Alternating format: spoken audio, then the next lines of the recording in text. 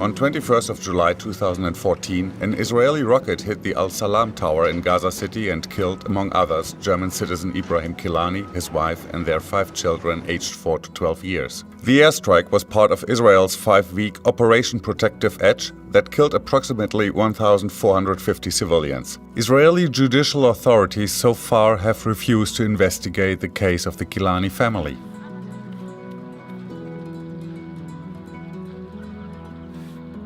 In December 2014, ECCHR, together with its partner organization, the Palestinian Centre for Human Rights, PCHR, filed a criminal complaint with the German Federal Prosecutor on behalf of Ramsis Kilani from Germany, who lost his father and half-siblings in the strike.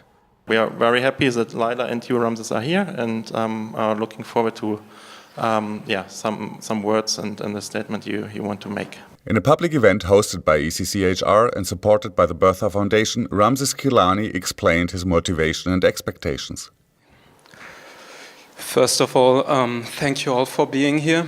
It means a lot to us, and that's partly also the reason for us to keep pushing on that path. But despite all the obstacles we have been facing on institutional levels, be it German or Israeli, is that we want to have some acknowledgement. And it's not only about the acknowledgement for our personal family case, but for an injustice that has been happening on a far larger scale, and that is affecting not only us, but Palestinians in Gaza in general. PCHR started working on the case right after the strike. Iyad Al-Alami, legal director of ECCHR's partner in Gaza, explained the difficult struggle for accountability in the Kilani case.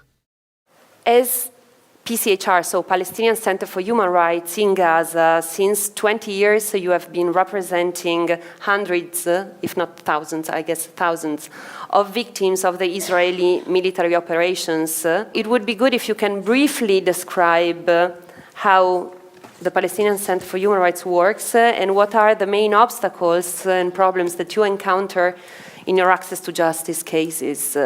والغريب هنا أن المستشار القضائي هو نفسه المدعي العسكري، وبالتالي نحن أمام الشخص إذا ما تقدمنا بشكوى أو إذا ما اعترضنا على نتيجة التحقيق في الشكوى أو إغلاق الملف.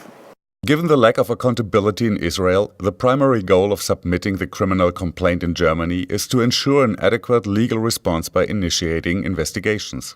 It's called the principle of positive complementarity, and that means that the fact that these kind of cases can be brought in courts of third countries or in international courts might eventually convince Israel to investigate these kind of incidents properly and impartially in their own courts. To date, the German Federal Prosecutor has only set up a monitoring process in the Kilani case. There are, however, sufficient factual indications that a war crime has been committed. Investigations by German authorities would have noticeable impact in Israel. There is a power here that has leverage against the government of Israel, and that power can use its leverage.